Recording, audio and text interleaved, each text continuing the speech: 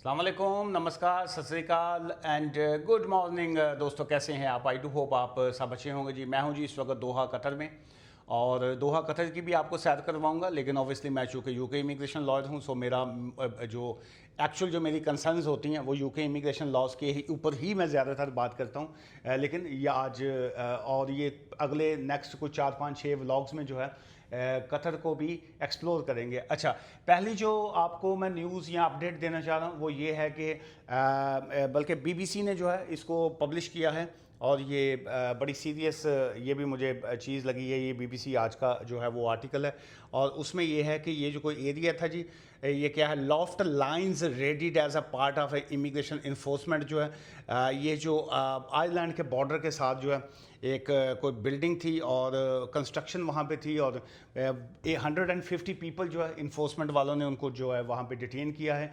और उसमें बहुत से लोग ऐसे थे जिनके पास जो था ईयू की बेस के ऊपर एप्लीकेशंस उन्होंने डाली हुई थी, उनके पास जो था वो जो एक्नॉलेजमेंट वाला लेटर आता है वो भी था। और बहुत से लोग ऐसे थे कि जिनके पास एक्चुअल वीज़ा था, लेकिन वो वीज़ा उस कंस्ट्रक्शन कंपनी का या वहाँ पे नहीं था। लेकिन अब किस तरीके से मैनेजर ने उनको जॉब दी हुई थी, बाकी चीज़ें जो है अब उसको वो इन्वेस्टिगेट करेंगे। इस न्यूज़ का मकसद ये है कि एक तो इन्फोर्समेंट एजेंसीज जो हैं वो आजकल बड़ा एक्टिवली जो है वो काम कर रही हैं, और बहुत से लोग ऐसे जो समझते हैं कि उनके पास वीज़ा है लेकिन एक्चुअली वो उनका वीज़ा नहीं होता। द रीज़न इज़ कि एक उनके पास जो है किसी और कंपनी का वीज़ा है, और शेयर कोड भी निकल रहा है, सारी चीज़ें भी निकल रही हैं, लेकिन एक्चुअली जो है उस कंपनी ने उनको एम्प्लॉयमेंट नहीं दी हुई, उनको जॉब नहीं दी, और वो किसी और जगह पे जो है वो काम कर रहे होते हैं जो कि इल्लीगल है। मैं हूँ जी इस होटल की 9वीं फ्लोर पे, 9th फ्लोर पे, और ये जो है नीचे, ये किसी ने मुझे बताया इनका बाहर ये आउटसाइड जो है ये कोई लोकल गवर्नमेंट स्कूल है कतरियों का, और ये कॉर्निश साइड है। वेदर सुनने में था कि बहुत ज़्यादा गर्मी है, लेकिन सो फार जो है मुझे ऐसा जितनी गर्मी फील नहीं हुई। अच्छा जी, ये मेरे बेड की जो बैक साइड पे ये वॉल बड़ी खूबसूरत बनी हुई है, और इसमें एक लाइन बड़ी ज़बरदस्त लिखी जो बड़ी मुझे अच्छी लगी। इसमें है जी, success starts with self discipline. ये सक्सेस जो है, सक्सेस ही पढ़ना है, कुछ और ना पढ़ लो। Success start with self discipline, ये इसका क्या मतलब है नीचे कमेंट्स कीजिएगा।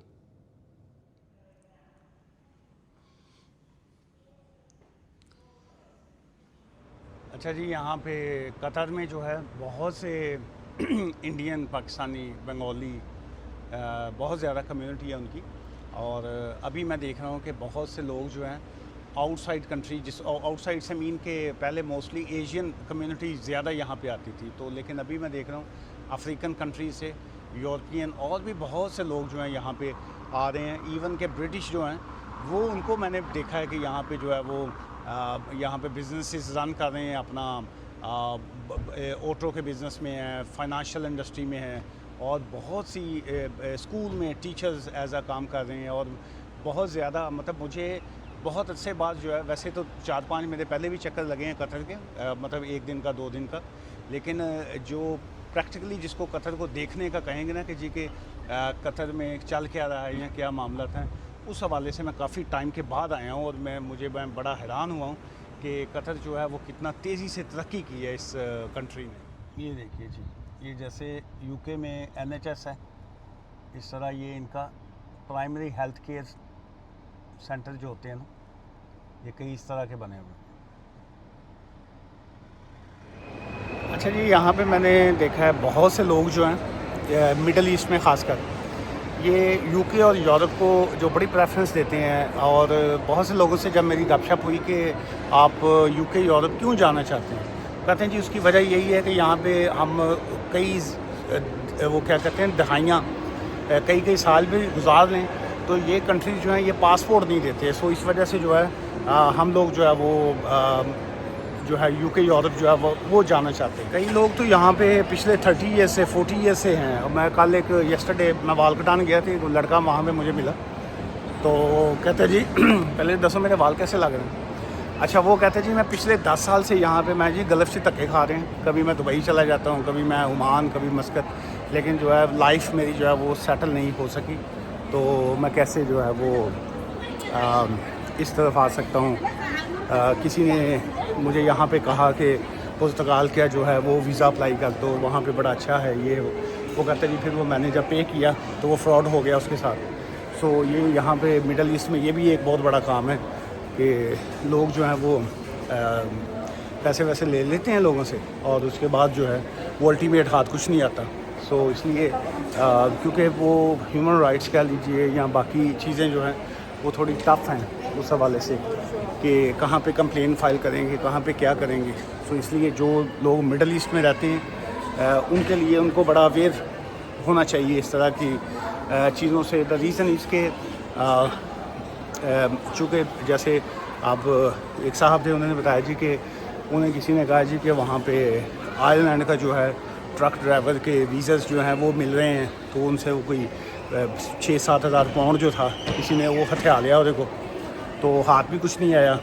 और इस तरह की चीज़ें जो है ये एक नॉर्मल है। ये यहाँ पे लोग यूके यूरोप निकलने के ख्वाब देखते हैं और यहाँ पे जो एजेंट्स लोग हैं वो उनको खासा लूट भी लेते हैं बाज़ का। मैं हूँ जी इस वक्त कतर का एज़दान लिखा हुआ है जी, एज़दान मॉल जो है वहाँ पे। और गर्मी जो है वो है यहाँ पे, लेकिन बड़ा मज़ा आ रहा है। वॉक मैंने काफ़ी वॉक की थी तो बड़ा मज़ा आया धूप च फिर के।